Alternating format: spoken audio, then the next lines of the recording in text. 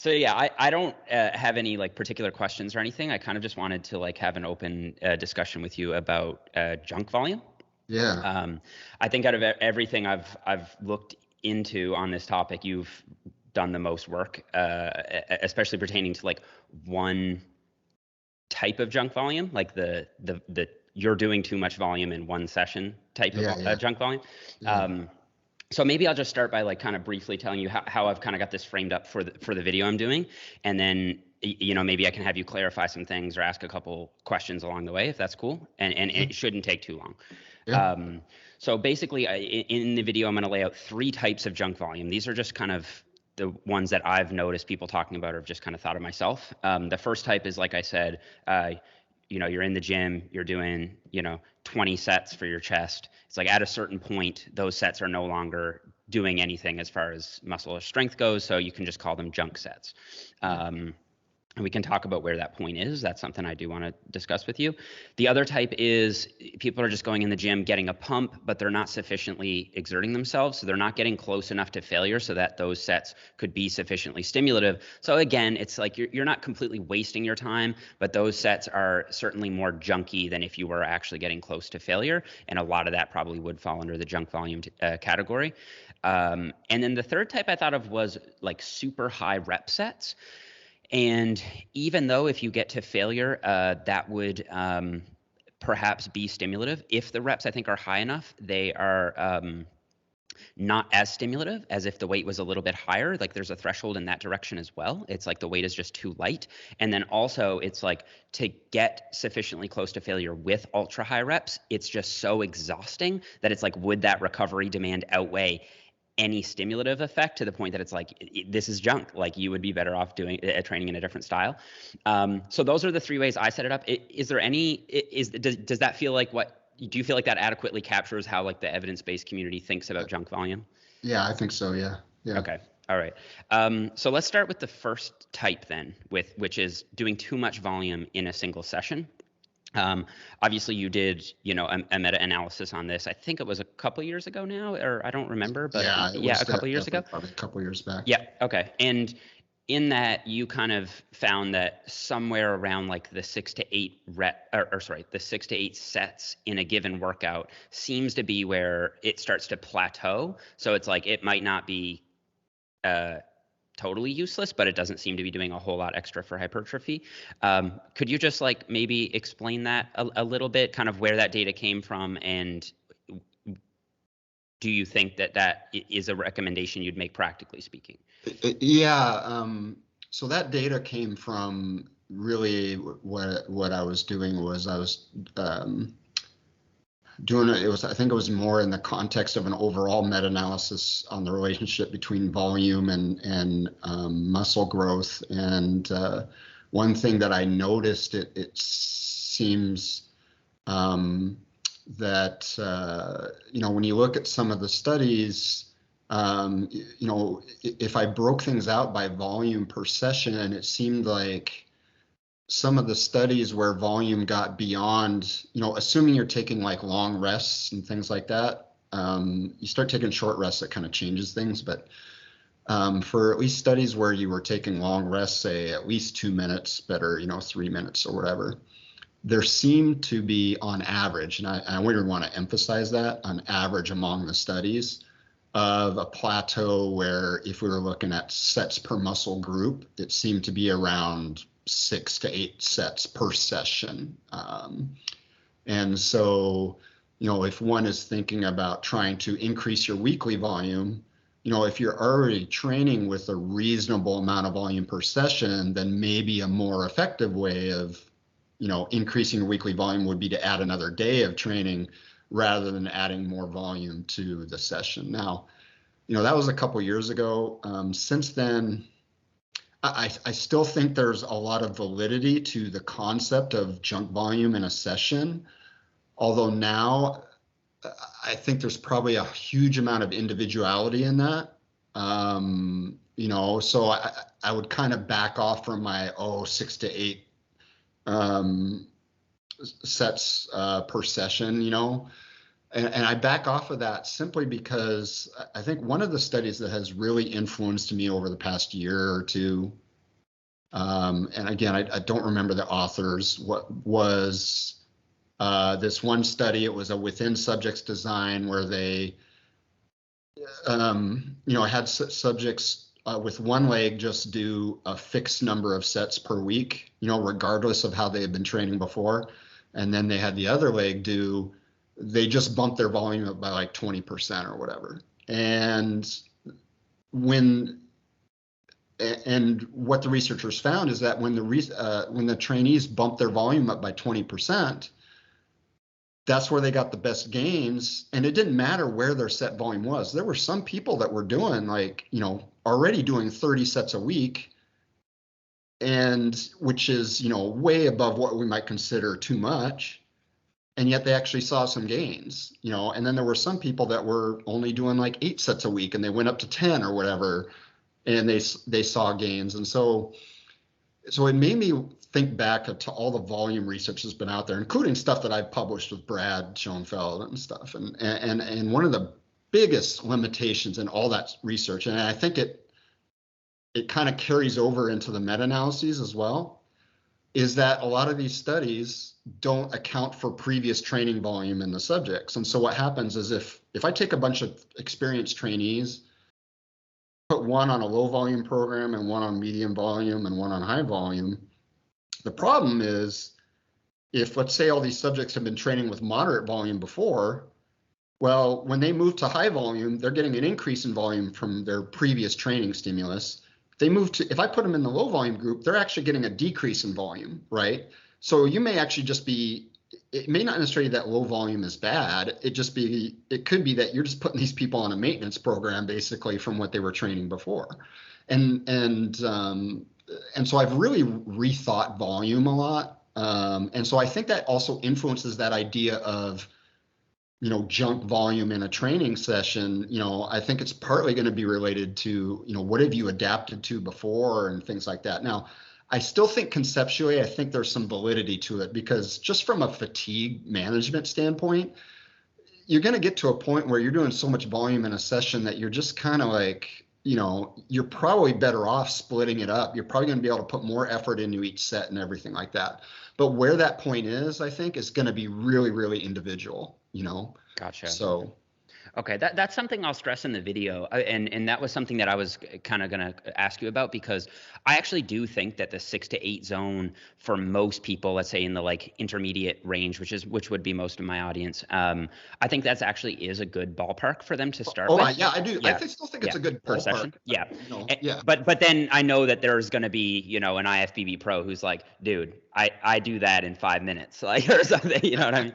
Yeah. So it's like, okay, fair enough. There's obviously individual variability. But then I was also thinking, like, this does seem to vary on my experience, according to muscle group as well. Like, to me, I do think in one session, if I was going to do, let's say 3 sets for chest, let's say a flat dumbbell press, and then 3 sets of like an incline cable crossover, I feel like if I were to then go and do 3 sets of, I don't know, weighted push-ups or dips, it would be like, okay, those dips I might not be getting the most out of those.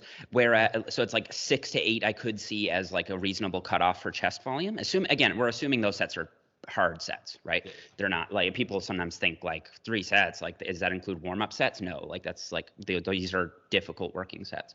But then if I think of like, for the glutes or for the back even, to do, 3 sets of pull downs, 3 sets of cable rows, I don't know if I would feel like I got everything done, even on a upper lower split or something like that. It just doesn't feel like a ton for the back. So I might suggest that, like, yeah, okay, for the majority of lifters across a spectrum of level of advancement, because I even know advanced guys who train low volume and continue to make progress, right? Yeah. So it's like, it's not even like this stratifies perfectly from the beginners need little, intermediates need more, advanced need even more. It's like, it does seem to be just individual to that person's like phenotype or something, Yeah.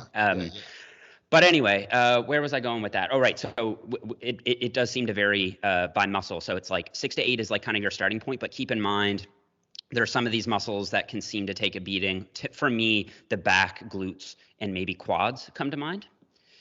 Yeah, I think especially back makes sense to me just because there's so many different muscle groups in the back that it's just, it's a lot different. The chest is chest. I mean, yeah, you've got your different regions, but yeah, especially the back, Yeah. and even the quads. I mean, you've got, and that's why it's called quadriceps, and some exercises hit, like, a leg extension hits the rectus femoris, more and stuff. So it's like, um, so yeah, I would actually agree with you that, it's probably going to be, is going to vary by whatever major, body part that you're training, Gotcha. so. Okay. Um, so do you think, because like, so I've heard some people in the evidence-based community kind of be like, I don't think junk volume is real because if you look at the frequency research, or the latest frequency research, it seems like, okay, you can grow just fine training a body part once a week.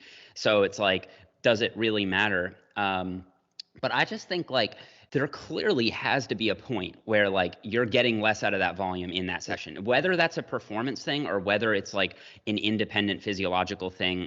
There's going to be a point where the fatigue and recovery demand that you're creating from doing more sets is going to start to outweigh or at least severely diminish the effect of those sets. So what do you think of that sort of thought? Because that's a new like last couple years sort of thing. Yeah, yeah. Actually, it's just interesting though. If you go to my frequency Bible, where I kind of did a frequency meta-analysis, the data I want to say the data wasn't real strong, and I'd have to go. I haven't looked at it myself for a while, but the data wasn't real strong. But it did kind of hint towards once your frequency got a little bit too low, even when you controlled for volume, it seemed to be not quite as good, right? I think there was a tendency for the data to point. Now, if you start looking at individual studies, it gets more muddy, but if you do kind of a meta-analysis and kind of put it all together, it does start to, I think, lend some credence to the idea of, yeah, you can probably end up starting to do too much volume in one session, and even if you just think in terms of just the volume versus frequency balance, it doesn't make any sense for me. Let's say I'm doing 20 sets a week or whatever, something like that. It doesn't make any sense for me to do 40 sets and then wait 2 weeks, right? I mean, Yeah. still that's averaging 20 sets per week. Right. I mean, I think that alone just will show you that there's obviously, 40 sets every 2 weeks, once every 2 weeks is probably not going to be as good as even 20 sets once a week. So it's like there obviously is going to be some validity to this concept of doing too much in a session where you're eventually going to be better off trying to break it up. Right. And I think what I want to try to communicate also is that like it's not going to kill all your gains or anything like that. I mean, you're still going to make progress. It's just like that energy and recovery demand could be spent better elsewhere. And if you're at a point of advancement where you, again, referencing back to that study that you said where they see you take your baseline and add a little bit of volume, that's good. As you get sufficiently advanced, I do think that regardless of where your baseline is or tolerance for volume is, if you're going to want to increase at some point, it just makes sense to rearrange your split a bit and put that volume on a different day than just loading more on the same day, because you are going to get diminishing returns at a certain point. So, okay, that makes sense. I think I can frame it that way. One thing I was going to actually ask you about is, and you might have to speculate on this because I'm not sure, but I remember seeing some research suggesting that the majority of, let's say, the benefit you get from like a muscle and strength standpoint comes from just doing one set. So like the difference between doing 0 sets and doing 1 set is pretty gigantic. But then the difference between doing 1 set and 2 sets is smaller. And then the difference between 2 sets and 3 sets is smaller still, and so on and so forth. Obviously, we're talking about a single body part here. Do you think that that's true? And like, how do you find that what does that curve kind of look like? Do you know what I mean? Like, obviously, two sets doesn't give you double the gains as 1 set, I wouldn't say, and 3 sets doesn't give you triple the gains as 1 set. So like, how do you think about that? That's a really good question. I mean, I don't know if I can put any like number on it. It is interesting, actually. I think in my sorry, I'm tapping a little bit here, but I want to look up on my. Oh, no worries. I had a protein synthesis chart from a single study. I remember on my volume Bible, and it kind of actually looked at the protein synthesis response between different. I think it was just 1 set versus 3. I think, and so at least it gives you an idea. Let me see if I can find this. That would actually be really good. Yeah. Yeah. So here it was. So this was a study by Bird and colleagues in 2010, and they just looked. Now this is just muscle protein synthesis, not necessarily muscle gain. Not necessarily the same thing, but compared 1 set and 3 sets, and 1 set of leg extensions caused a 130% increase in muscle protein synthesis at 5 hours after the training session. 3 sets increased muscle protein synthesis by 210%. So basically tripling your volume from 1 to 3 gave you less than double the response, right? So you are seeing some of that diminishing returns there, right? It didn't. Tripling your sets did not triple the protein synthesis response. So yeah. I mean, there is some truth to that. That initial set is going to give you a big chunk of how much I can't say exactly, and I think it's also going to relate to, again, your previous training volume, what time of volume you've been doing for a while and whatever. I mean, obviously there's going to be some sufficient enough increase, because we know that you can get by with really low training volumes, at least to maintain muscle, right? So even if you're a really jacked guy, pretty buff dudes can still maintain a lot, if not all, their muscle with much lower training volumes than they normally would train. So obviously there's some substantial enough increase there, obviously, that will increase it more just from even a single set, more than what you'll get from degradation, to be able to maintain that muscle mass. So, Yeah, that's great. That's actually kind of just the thing I was looking for, because I think it does illustrate that there clearly is a diminishing effect on this response that goes beyond just the meta-analysis, which was good, but you can tell just by looking at the graph that there's just a ton of variance in response, and from study to study, person to person, so on and so forth. So that I think that'll conceptually drive the point home. And then you would imagine, I think it's reasonable to assume that, okay, that's how you see it start to plateau already from 1 to 3 sets. Now imagine if you're doing 7, 8, 9, 10, 15 sets, you're talking about like marginal gains. And then no doubt there probably is a point where, obvious, there must be a point at some point that it starts to be counterproductive. Any desire to speculate on where that might be? Yeah, hard to say. And I think it's going to be really individual. Yeah. So interesting here. There was actually a rodent study that I remember that looked at this. Now this was a rodent study, so it's like 1 set may not necessarily be equivalent to a human set, but it does bring about the idea again of that point of diminishing returns. So they looked at muscle protein synthesis in rodents, and they did basically electrically stimulated muscle contractions. And statistically, they found that the muscle protein synthesis response plateaued at 5 sets of those electrically stimulated contractions. But if you just look at the raw mean, peaked around 10 sets. So regardless, it did support. And the interesting thing is, protein synthesis tended to be lower at 20 sets. So it did support that idea of these rodents got to the point where they were starting to do too much, right? Right. I got you. So obviously, that makes sense. Yeah. Yeah, so that's going to happen in humans too. Do we know exactly where there it is? Again, that's just, it's hard to say, and it's probably really individual. But there will be some point where you probably are doing too much, in a session. And I think that, for that, it's like you don't really need a study to tell you the answer. You can kind of see, like, are you making progress? Are you still getting stronger? Do you feel super beat up and not sleeping well? Just ask yourself those sort of like subjective questions, and then assess performance, and you can figure out where your sweet spot is. And another thing I think I might emphasize also is like There are, well, it's oddly two camps. Like there are some people who are like, "Ugh, volume is so overrated. Like it doesn't do anything. Just work on your technique and the intensity."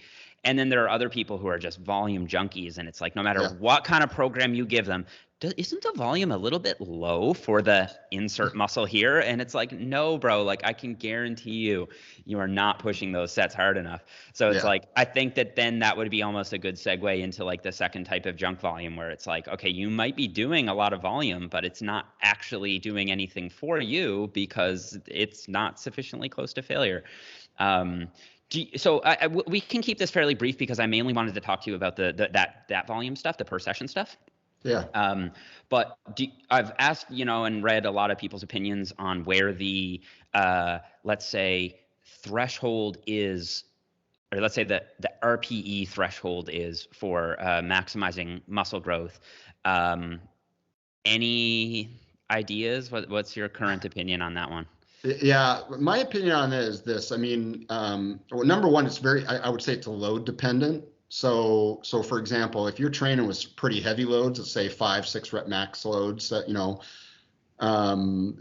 know, you can, let's say, even an 8 rep max load, you could do 5 to 6 reps of an 8 max load and probably, you know, still get just as good as gains as if you went to failure, probably.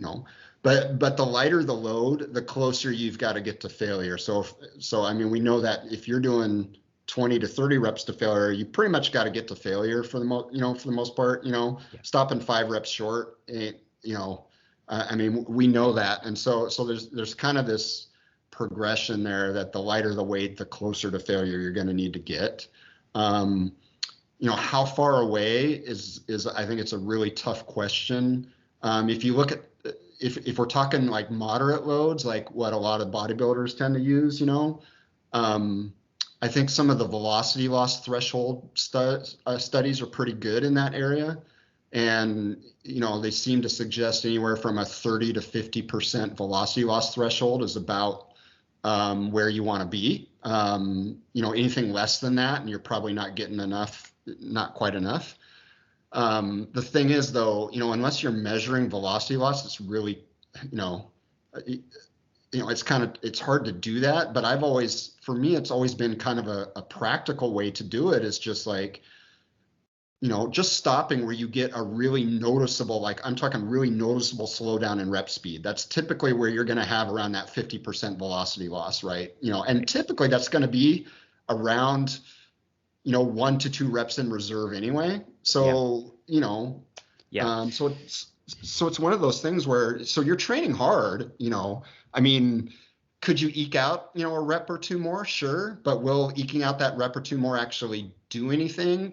Probably not, unless you're training with, fairly, much lighter loads, Right. So that's kind of been my opinion on that, Yeah, I think that's about what I would say too. Yeah. Yeah. Yeah. I think it's a very practical and pragmatic way to look at it. Right.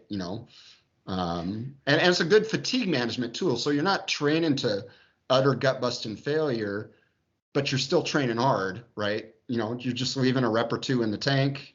If you have trouble conceptualizing how that feels, then again, you can kind of go by your rep speed, right? Once your rep speed starts to really, really slow down, then yeah, that's probably where you can, it's probably a good rough proxy for where it is. So yeah, some of the mass guys seem to be pushing for a lower threshold lately.